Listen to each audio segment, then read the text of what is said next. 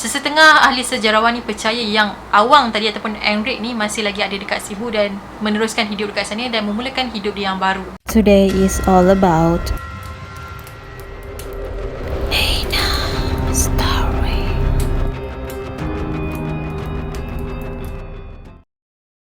Hey guys, it's me Nina and welcome back to Nina Story. Hari ni aku nak cerita pula tentang sejarah yang sangat-sangat aku kagum. Aku rasa bukan aku seorang je yang akan kagum, tapi kita sebagai bangsa Melayu, seharusnya kita ni rasa bangga tau dengan bangsa kita, iaitu bangsa Melayu. Bangsa Melayu pada zaman dulu adalah bangsa yang sangat-sangat hebat. Tak kisahlah bangsa Melayu ni ada dekat mana, dekat Malaysia ke Indonesia, Kemboja, Thailand, Borneo dan lain-lain. Sebut je nama bangsa Melayu, sebenarnya bangsa kita adalah merupakan sebuah bangsa yang sangat-sangat hebat. Sebab apa aku asyik repeat perkataan hebat ni? Sebabnya lelaki pertama yang mengelilingi dunia adalah bangsa kita, iaitu bangsa Melayu, bukan orang Portugis. Tapi kenapa dalam sejarah orang Portugis ni adalah orang pertama yang mengelilingi dunia? Satu je, orang Eropah ni dia tak nak ada bangsa lain yang lebih hebat daripada bangsa dia. So dia letaklah nama bangsa dia dekat situ. Lagipun diorang dulu pernah jajah tanah kita. So diorang anggap kita ni dulu macam hamba diorang. So better letak nama diorang kan daripada diorang letak nama hamba diorang. So hari ni aku akan cerita serba sedikit tentang sejarah lelaki Melayu yang pernah mengelilingi dunia.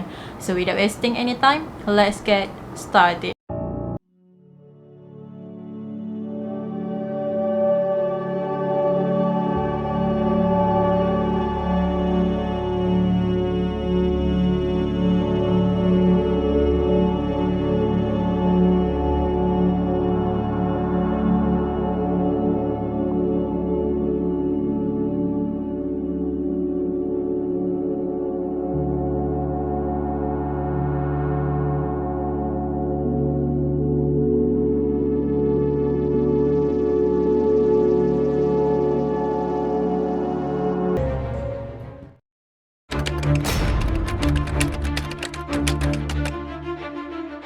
Kalau korang nak tahu, bangsa Melayu ni digelar sebagai penunggang monsun oleh pedagang-pedagang Cina dulu. Sebabnya bangsa Melayu pada ketika tu merupakan pelaut-pelaut yang sangat hebat. Bangsa kita pernah dikatakan telah berlayar ke Laut Madagaskar seawal kurun ke-9 Masihi. Bangsa kita juga telah sampai ke tanah Australia sebelum bangsa-bangsa Eropah jajah di Australia. See? Hebat kan bangsa kita ni. Cuma sekarang kita ni banyak dimomokkan Melayu Malais, Melayu itu, Melayu ini. Tapi sebenarnya bangsa kita adalah bangsa yang hebat, yang kaya dengan ilmu lautan, budi bahasa, adat. So nak apa lagi kan?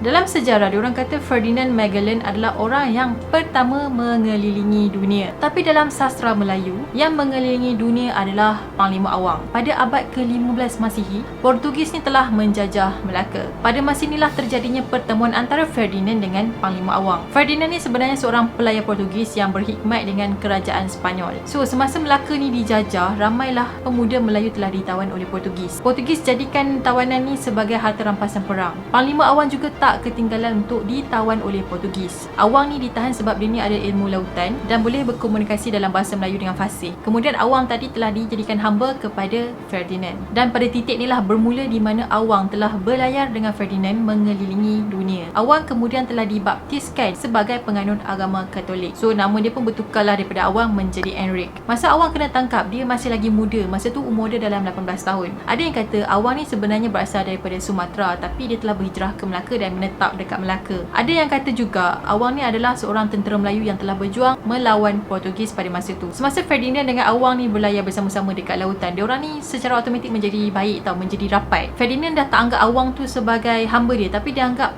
Awang ni adalah kawan baik dia. Awang ni memang sangat-sangat berguna buat Ferdinand sebab dia memang sangat expert dalam pemandu arah dekat laut. Pada tahun 1512, Ferdinand telah kembali ke Lisbon dengan Awang. Sampai dekat sana, Ferdinand telah perkenalkan dekat Raja Charles siapa sebenarnya Awang. Dia beritahu dekat Raja Charles ni yang Awang ni memang sangat-sangat hebat dalam ilmu pelayaran dan dia ni fasih dalam bahasa Melayu. Lepas tu Raja Charles telah bagi 5 buah kapal dekat diorang ni untuk mencari rempah dekat Kepulauan Melayu. Semasa diorang berlayar ni, macam-macam kejadian yang mengerikan telah terjadi dekat diorang. 2 kapal yang menyimpan bekalan makanan telah berpisah dengan 3 kapal yang lain. So ada 3 buah kapal lagi yang terpaksa mengharungi lautan Pasifik. Selepas sebulan berlayar, bekalan makanan diorang dah pun rosak dan air yang ada dekat dalam kapal tu pun kotor. So makanan dengan minuman tu diorang dah tak boleh makan lagi. Stok makanan pula tak boleh diganti dengan baru sebabnya pulau-pulau yang diorang jumpa tak ada orang. Jadi nak elakkan kebuluran, diorang ni terpaksalah makan biskut yang dah expired, kulit pembalut tiang layar, pelapik pelantar dan juga tikus yang berkeliaran dekat dalam kapal diorang. So tu adalah sumber makanan yang diorang ada, yang diorang terpaksa makan untuk survive. Bila dalam keadaan darurat macam ni, diorang telah diserang oleh satu penyakit yang dikenali sebagai scurvy disebabkan diorang ni kekurangan vitamin C. Kulit diorang jadi gelap, gusi diorang jadi bengkak, lepas tu gigi diorang ni mula tertanggal. Ada juga yang hidung berdarah, diorang jadi sangat-sangat cengkung dan kerap membuang air besar. Disebabkan penyakit ni lah ramai kelasi ataupun anak-anak kapal telah mati. Tapi awang ni dia tak kena penyakit tadi sebab dia makan jeruk, iaitu jeruk quince yang ada vitamin C yang sangat-sangat tinggi. So jeruk tadi tu adalah milik Ferdinand. Diorang berdua ni kan rapat, jadi Ferdinand ni share lah jeruk tadi tu dengan awang. That's why awang dengan Ferdinand ni memang tak kena penyakit tadi. Selepas berlayar di beberapa buah lautan macam Lautan Hindi, Pasifik, Benua Afrika, Atlantik dan Afrika Selatan, diorang telah tiba di negara Filipina. Atau lagi tepat lagi, diorang tiba di Cebu. Kat sini pada masa tu ada satu pemberontakan. So Raja Humabon tadi dia telah minta pertolongan dekat Ferdinand. So Ferdinand pun setujulah untuk tolong raja tadi. Tapi Ferdinand telah mati disebabkan dia terkena panah beracun pada 27 April pada tahun 1521. Sebenarnya Ferdinand ni dia ada tulis wasiat tau. Dalam wasiat tu dia tulis awang ni akan merdeka lepas kematian dia. Maksudnya awang ni tak akan lagi berhikmat lah dekat dia lepas dia mati. So kematian Ferdinand tu memang awang terasa sangat-sangat sebab dia sayang dekat Ferdinand tu. Yelah, kemana je Ferdinand tu pergi, awang ni mesti setia dekat sisi Ferdinand. Lepas Ferdinand mati, awang ni dikatakan depressed teruk. Dia selalu menyendiri dan berkelubung dalam selimut je. Lepas Ferdinand mati, Barbosa telah dilantik menjadi ketua ekspedisi yang baru. Tapi Barbosa ni dia still lagi nak awang berhikmat dekat kapal tu. Dia ugut awang, kalau awang tak nak join diorang, dia akan bunuh awang. Tapi awang ni dia dah tak nak lagi berhikmat dekat kapal tu sebab bagi dia dah tak ada guna sebab Ferdinand pun dah mati. Tapi Barbosa ni dia degil, dia tetap paksa awang untuk bekerja dengan diorang, jadi hamba diorang lagi. Bagi Barbosa, awang ni still lagi hamba kepada isteri Ferdinand iaitu Madam Beatrix. Disebabkan awang ni sakit hati gila dengan Barbosa, dia telah berpakat dengan Raja Humabon untuk bunuh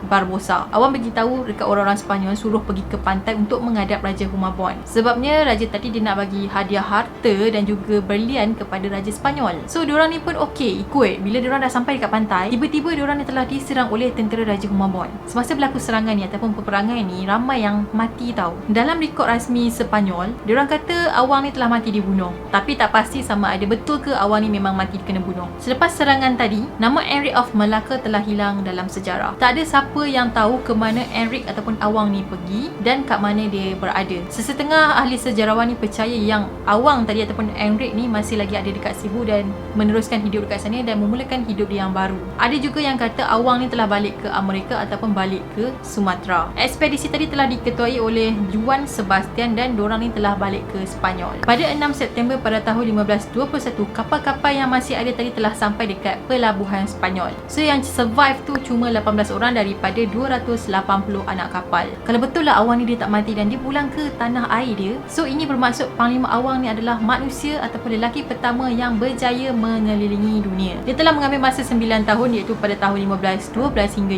1521 untuk berlayar sebelum dia pulang ke rantau Melayu.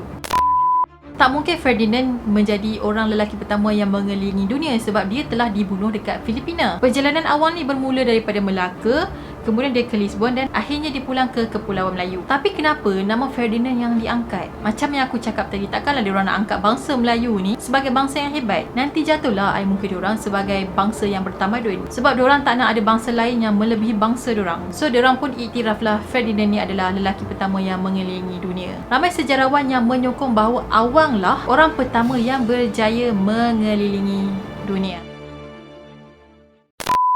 Okay guys, apa pendapat korang tentang sejarah bangsa Melayu? Kita sepatutnya sebagai bangsa Melayu, kita patut ambil iktibar, kita patut ambil apa pengajaran daripada bangsa-bangsa kita yang terdahulu. Diorang, nenek-nenek moyang kita dulu ni adalah bangsa yang hebat. Tapi kenapa kita pada masa sekarang kita tak boleh jadi macam diorang? Yelah, kita tak perlulah pergi laut nak jadi pelayar ke apa, tak payah. Sebab sekarang dah zaman teknologi. Dengan sejarah-sejarah Melayu yang kita tahu, yang kita baca, sepatutnya kita bangkit sebagai anak Melayu. Kita tunjukkan kepada dunia anak Melayu ni sebenarnya hebat. Tak dapat dinafikan juga, ramai anak Melayu yang dekat luar sana yang berjaya, yang hebat-hebat. Aku tak dapat nafikan. Tapi aku harap dengan sejarah yang aku share pada kali ni boleh membakar semangat semangat anak Melayu supaya tak ada orang yang boleh pijak kita. Okay guys, aku harap korang enjoy dengan video aku pada kali ni. Pada korang yang belum lagi subscribe channel ni, jangan lupa untuk subscribe di bawah, turn on notification, like, comment dan share. Dan jangan lupa untuk follow aku di Instagram dan juga Twitter Dan kita akan jumpa lagi pada video yang akan datang.